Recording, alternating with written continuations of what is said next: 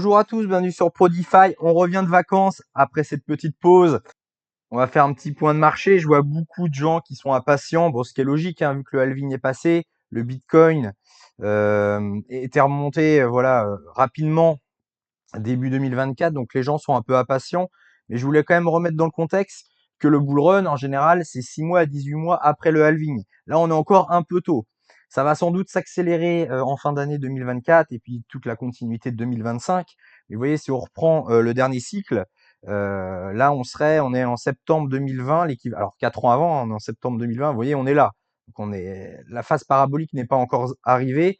On est monté un peu plus sur le Bitcoin en avance dû aux ETF, mais on n'est pas du tout encore. C'est vraiment, vous voyez, c'est vraiment. Si on prend le Bitcoin la dernière fois, c'était plus octobre, novembre, décembre, et on verra après. On va prendre un altcoin que les altcoins, ça arrivait encore après, c'est-à-dire l'argent va d'abord sur Bitcoin, après ça se déverse sur Ethereum, et enfin ça ruisselle sur les altcoins. Donc voilà, ça va se faire comme ça en plusieurs temps.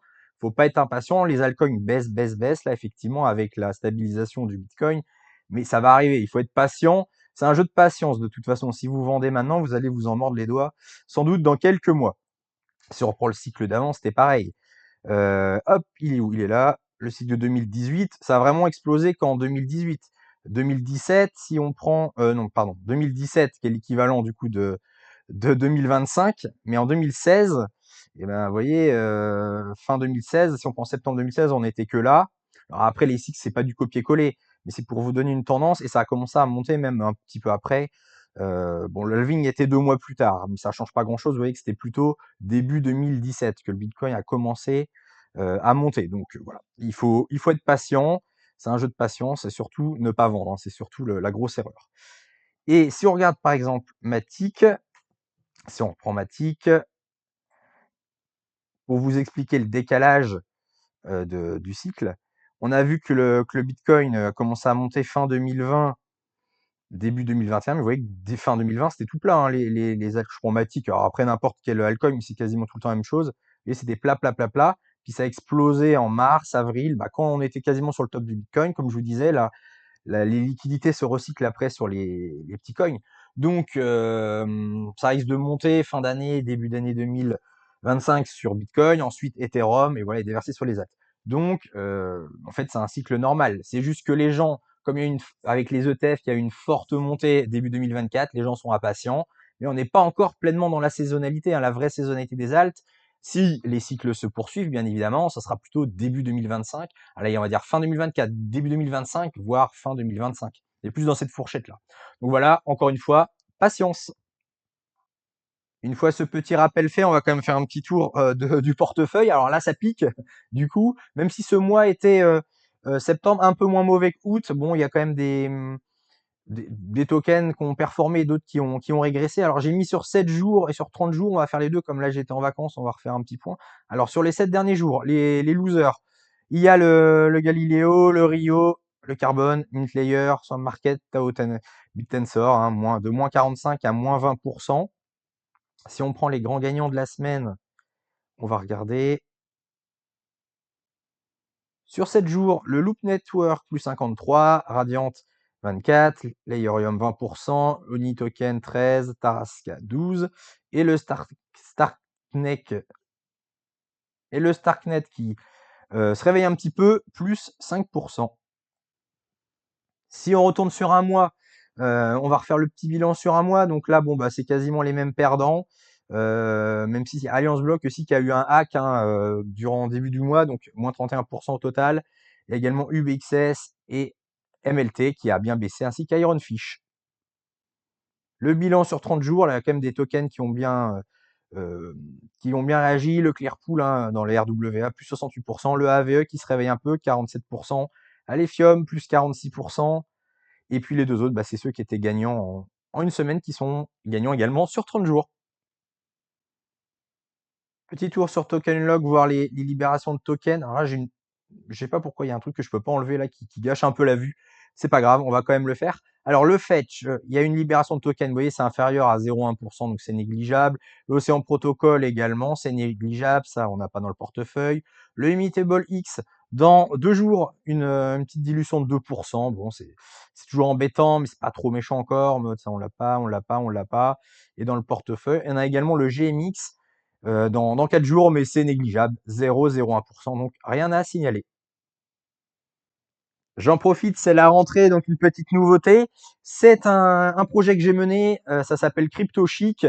C'est un site où vous pourrez acheter des habits. Alors, je vais en mettre de plus en plus, vous voyez, en rapport avec les crypto-monnaies. Donc là, pour l'instant, il y a seulement 2 modèles de t-shirts. Je vais en rajouter au fur et à mesure. Ce sera des t-shirts un peu rigolos, voilà. Ça peut être marrant d'avoir des t-shirts en rapport avec les crypto-monnaies. Donc voilà. Pour l'instant, il y a que 2 modèles. Il y a le In Bitcoin Retrust et le In Ethereum Retrust en noir ou en blanc. Voilà, donc au fur et à mesure, j'alimenterai ce site. C'est un petit projet que j'avais, parce que une fois, je cherchais voilà, pour vous expliquer la petite histoire, je cherchais voilà, des habits un petit peu sur le thème de crypto avec des sigles Bitcoin, Ethereum, Solana, etc. Et il y avait vraiment rien d'intéressant sur Internet, donc je me suis dit pourquoi pas faire un petit site. Voilà, donc j'ai fait un petit site, je vends des t-shirts personnalisés. Là, pour l'instant, il n'y en a pas beaucoup. Comme je vous disais, au fur et à mesure, j'en rajouterai. Voilà, c'est un petit projet en parallèle que j'ai lancé. J'avais envie de faire ça. Je trouvais que ça manquait sur la toile. Il n'y avait pas de choses qui étaient très intéressantes. Donc voilà, je me suis lancé là-dedans. En parallèle, je vous ferai un petit point de temps en temps. On va faire un petit point sur les altcoins, voir un petit peu si vous souhaitez recharger. Vous savez que sur cette chaîne, moi, je vous préconise d'attendre, d'être dans le sens du mouvement, ne pas acheter un couteau qui tombe parce que des fois, vous achetez à un prix et puis derrière, vous reprenez moins 20, moins 30%, donc ça fait jamais plaisir. Donc, je préfère, moi, toujours acheter dans le sens du mouvement et pour ça, j'utilise des indicateurs. Alors, il y en a que vous connaissez déjà, que je vous ai déjà présenté. Je vais pas vous tout vous réexpliquer, mais là, pour aujourd'hui, on va regarder 5 indicateurs, donc l'OTT, l'OBV, le CVD, l'IMD et le BBP. Et voilà. Et voir si c'est bullish. Bon, là, c'est facile. Si c'est sell, c'est que c'est bearish. Si là, la ligne jaune croise sa moyenne mobile, c'est bearish. Là, si c'est rose, c'est bearish. Si c'est vert, euh, c'est bullish. Et l'IMD, alors c'est facile. Quand la rouge croise la verte, c'est bearish. Et l'inverse, c'est bullish. Et le BBP, c'est hyper facile. Vert, c'est pression acheteuse. Rouge, c'est pression vendeuse. Là, je suis sur le Bitcoin, on voit que tout est dans le rouge, donc à court terme, a priori, le Bitcoin va plutôt avoir un momentum bearish. Si on prend l'Ethereum, c'est pareil, pour l'instant, c'est bearish. Le VRA, c'est également bearish. Theta, on est également bearish. Alors vous allez voir, hein, les 90% des tokens, malheureusement, sont bearish, puisque ça suit, il y en a beaucoup qui suivent le Bitcoin. Il y a certains tokens qui peuvent se décorréler, mais c'est vrai que, bien évidemment, il n'y a pas grand-chose d'intéressant. Glimmer, on est bearish. Le token US, malheureusement, toujours en baisse, on est bearish. Sur Immutable X, on a juste le CVD qui est encore en vert, mais le reste est bearish. Matic, c'est toujours très très faible, hein, toujours bearish. Ça fait un moment, il a du mal à s'en remettre à l'endroit, en espérant qu'il fasse quand même un beau bull run. AV, alors enfin quelque chose qui est un peu plus bullish. On voit que depuis grosso modo le 10 juillet, il y a eu quasiment que du vert sur le CVD. On a retracé. Alors, on a juste eu un petit recreux là en août, mais globalement, c'est une trend haussière. On voit que les indicateurs sont plutôt verts, donc on était plutôt sur de l'achat sur AVE. D'ailleurs, le prix a bien remonté, hein, puisqu'on était aux alentours de 76 $ et là, on est à 130. Donc, AVE, on est bon. À l'F0, pareil, on est dans la privacy, c'est des coins qui sont qui ont du mal pour l'instant, donc on est toujours bearish. Pareil, les échangeurs décentralisés, GMX, pour l'instant, c'est compliqué, on est toujours bearish. Axelar, bah lui, depuis qu'il est en listing Binance, il a pris cher, hein. Il a bien dumpé, et on est toujours bearish pour l'instant. Pareil, les Layer 2, pour l'instant, bah, à l'image d'Ethereum, à Optimism, bearish. Arbitrum, également bearish, malheureusement. Pour le Tao, toujours bearish, pas de retournement encore dans l'immédiat. Pareil pour son compère, Akash Network, toujours bearish. Le Casper, j'en parle pas, toujours bearish également. Le Radiant, enfin un qui est dans le vert. Alors, je vais peut-être pas te faire tous ceux du portefeuille parce que c'est assez long, mais voilà, quand il y a du vert, je vais m'arrêter. Donc le Radiant, vous voyez là, depuis le 20 août, hein, vous voyez, tout passe dans le vert. L'OBV, le CVD, le BBP, tout est dans le vert. Donc lui, il a un petit peu de... Si vous voulez recharger sur le Radiant, bah écoutez, c'est un token qui a de la force, donc plutôt partir sur des tokens comme le Radiant pour recharger si vous souhaitez recharger. Le Caspa à court terme, bearish également. Le Clearpool était pas mal, hein, il avait bien repris, mais là ça commence à s'estomper, il va bientôt passer bearish. À l'instant T, c'est encore bullish, mais c'est limite, hein.